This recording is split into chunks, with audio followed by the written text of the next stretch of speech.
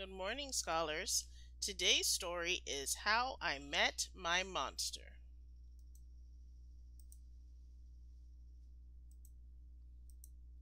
How I Met My Monster, written by Amanda Knoll, illustrated by Howard McWilliam. One night, when I reached under the bed for my truck, I found this note instead. Monsters, meet here for final test. Z. Ha! My parents were obviously trying to trick me into staying in bed. I didn't believe in monsters.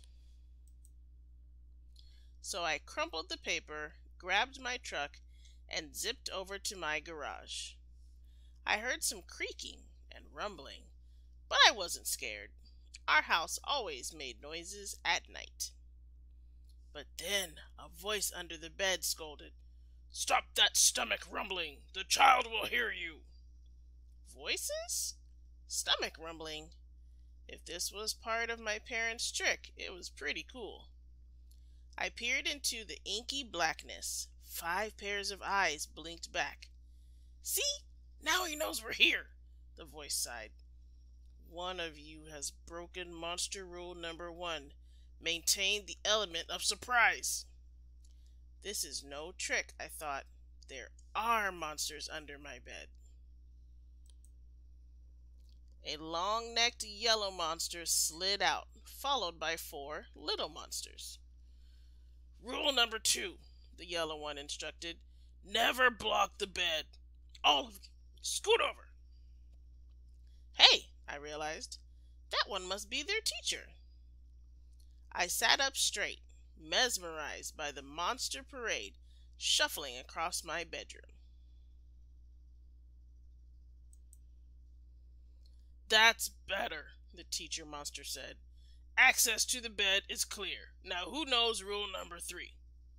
The purple monster teetered on his tiptoes and gurgled, "Get the child into bed." "That's correct, Genghis. And how would you do that?" "Well, Mr. Z, I would roar my scariest roar." "All right, give it a go." Genghis took a deep breath, opened his mouths, and let out a tiny bloop. Stomach rumbling would have had a better chance of getting me into bed than that funny little noise, I laughed. "The child is right," said Mr. Z, shaking his head. "That was not sufficiently scary. Genghis, I'm sorry. You're not the best monster for this child." There was some creaking as Genghis slunk beneath the bed. Before I could investigate where Genghis had gone, Mr. Z asked, "Now, who wants to try to get the child into bed?" The orange monster looked at the ceiling, and the red monster looked at the floor.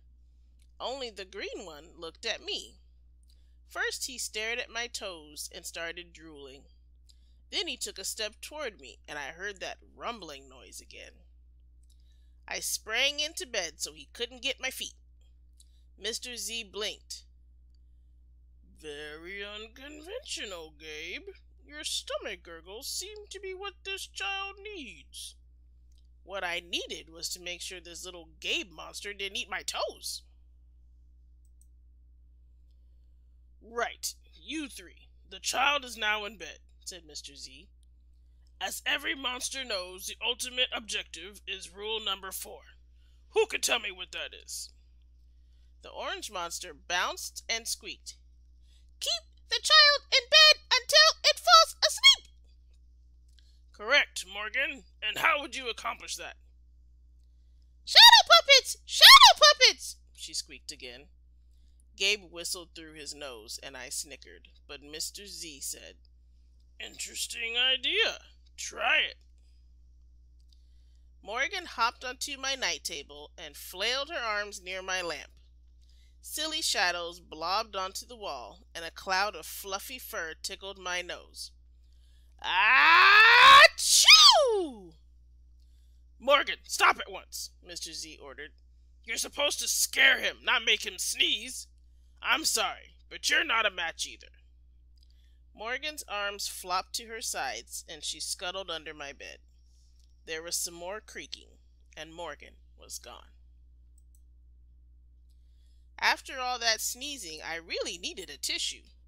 Suddenly, a large shadow of uncut claws loomed across my room. Awesome, I thought, and kind of scary. I froze in place. Powerful performance, Gabe, said Mr. Z. But do either of you see a problem? Oh, I know, chirped the red monster. The child is out of bed again. Correct, Abigail, Mr. Z continued. And one of you must get him back in. Let's revisit rule number 1. Maintain the element of surprise. All at once, poof, the monsters vanished. Then I heard more rumbling.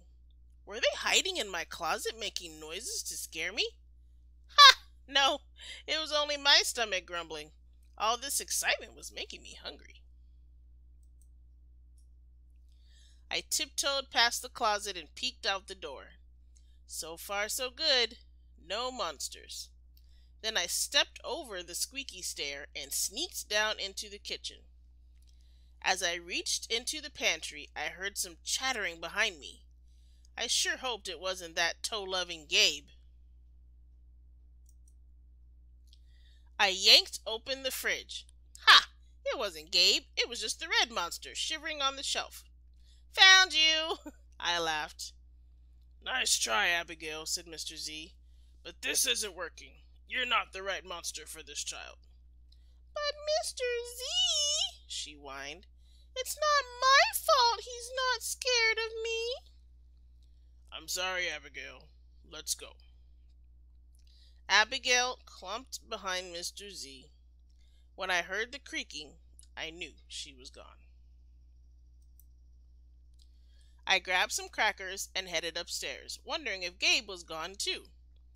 I munched all the way down the hall, then went into the bathroom to brush my teeth again. When I opened the door a minute later, Gabe was definitely not gone. He was right there, and he was huge. I charged into my room and slammed the door. When I leaped into bed, I knew my toes were safe. Whew! I was surprised to hear breathing under my bed. Ragged breathing and stomach rumbling. I peeked over the edge of the bed. Green ooze spread soundlessly from underneath. Hey, kid, Gabe growled. Good to see you. I pulled my covers up tight. Now, if you don't mind, I'd like to start the evening with a continuous puddle of drool.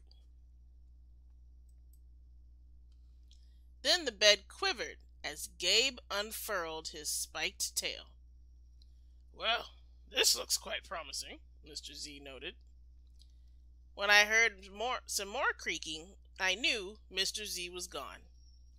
I was alone with Gabe.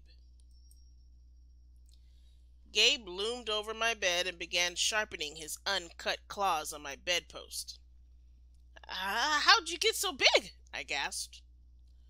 Rule number 5, my friend, he explained. People food makes monsters grow. So thanks for the crackers. Got any toes I can munch? I scrunched my feet so Gabe couldn't get them. This was way better than playing with trucks. No toes tonight, but you can have this, I offered, tossing a stuffed monster off the bed. Gabe dove for it. His soft, comforting snorts filled the room as he snuffled the toy. I shivered. Kid, I think this is the beginning of a beautiful friendship. No other monster can scare me like you, I giggled. Gabe was the monster for me. His snorts and ooze were perfect. I yawned, then shivered again. I was asleep in no time. I hope you enjoyed that book from our series of Monster Under the Bed books we've read, and I will see you next time. Goodbye.